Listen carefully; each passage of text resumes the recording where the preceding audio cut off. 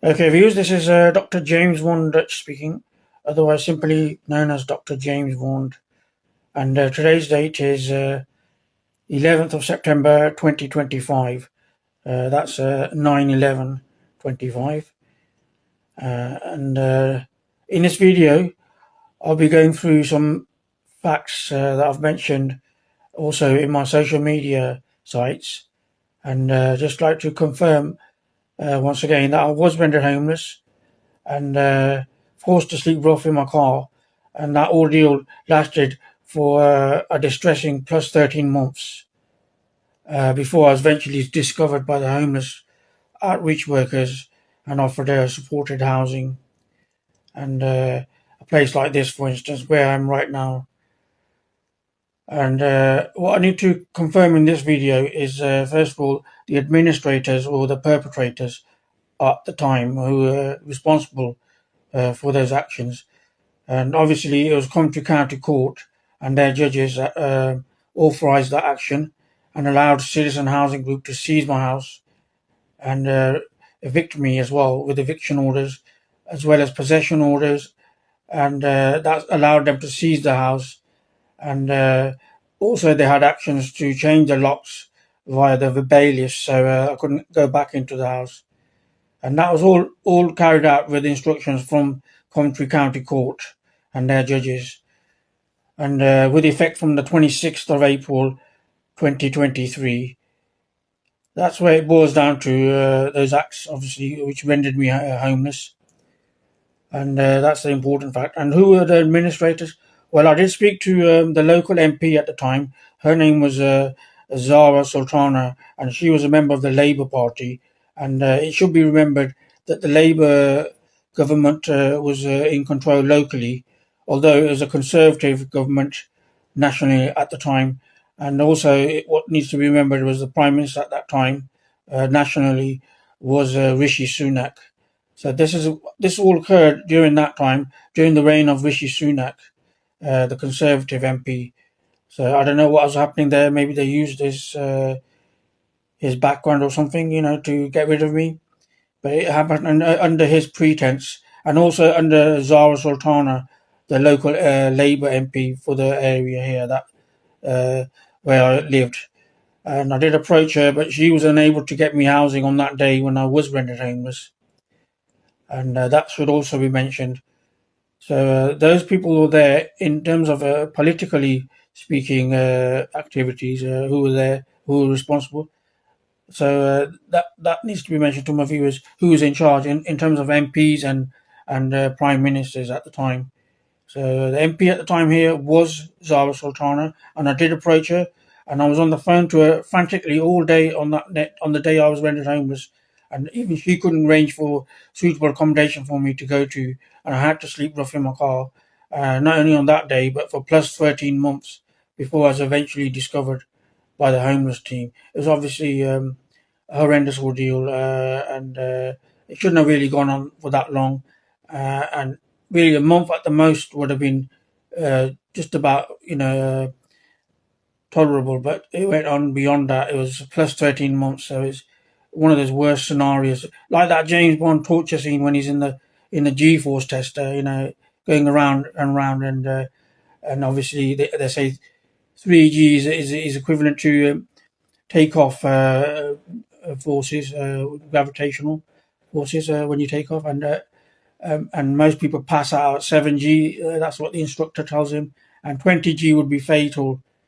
And he tolerates that. Obviously, he has that gadget on his watch, and he's able to destroy that module and put it and bring it to a halt. But that was only lasting for a few minutes. But my audio went for plus 13 months, sleeping like that in a rough kind of way in a car. It wasn't a camper van. It wasn't anything of that. It wasn't a caravan. It was a car, an estate car, and I had to improvise and sleep in that. And it's a horrendous ordeal. And I've got to let my viewers know that those were the people in charge at the time. So the local MP was Zara Sultana. She was ineffective. She wasn't able to find me accommodation, and neither was Mr. Rishi Sunak able to do anything. So I sent emails everywhere virtually, even down to the United Nations, and no one did anything for me. It was just a commotion that carried on, and it was worse than running the gauntlet, obviously. But no one came to my aid, to my help. Only a month before the general election, about a month or so, did I get this place, the supported housing, and that's when I was discovered sleeping rough in my car.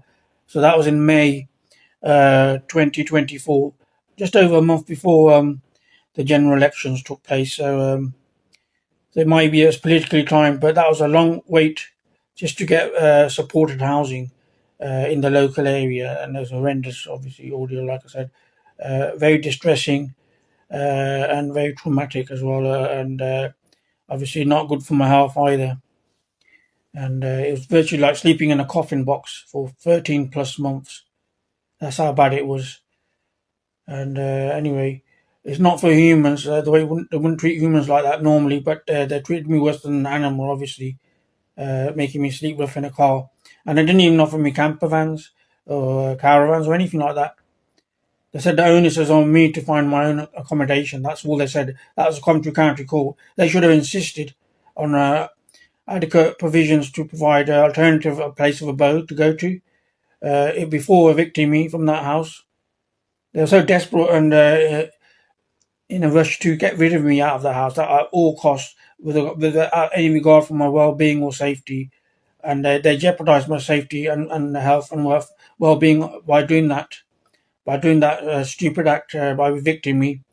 Callous disregard of my human rights, obviously, and my well-being. So that's them as well at fault, Coventry County Court, who gave the final say-so by authorising those acts for Citizen Housing Group to seize my house. And they're so interested in their needs. Interestingly, Citizen Housing Group have got thousands of houses up and down the country, and they could have easily provided me with one house or something, a bedsit or something, or bungalow, anything at the time. They could have given me that, but they weren't under any obligation because the courts didn't insist on that, and that's where they were at fault as well. But they didn't obviously have any obligation, so the courts could have insisted on that. They were wrong as well, so they were brutal, obviously, end of the day, and abused my human rights and treated me worse than an animal by making me sleep rough in my car, not in a caravan, not in a camper van. It was a car, a state car, and I didn't actually get the car until at the last minute. So they didn't even know I had a car. I would have basically been uh, sleeping rough on the streets in cardboard boxes or something. As far as they were concerned, they knew I had no provisions to go to. So what were they expecting me to do? Where were they expecting me to go to, or where were they expecting me to sleep? They couldn't care the least where I went or what happened to me. And that's how ruthless they were. And that's got to be let known to my viewers out there, and the folks out there who watch my videos. And do remember who was in charge at the time. It was Rishi Sunak, Conservative MP for the national country, that is a UK country, and locally it was Zara Sultan, the MP, former MP of the Labour local government, and she couldn't get me a place either. She tried frantically with her secretary that day to get me somewhere, but she couldn't. She failed as well, miserably on that day. And then further along the line, they didn't do anything for me either. I had to wait plus 13 months, just about a month or so, like I said, before the general election, before I was offered that place, and before I was discovered sleeping rough in my car. That's how long it took them, which is a disgrace, and that's all I need to mention in this video. So those were the incumbents who were in power, political leaders.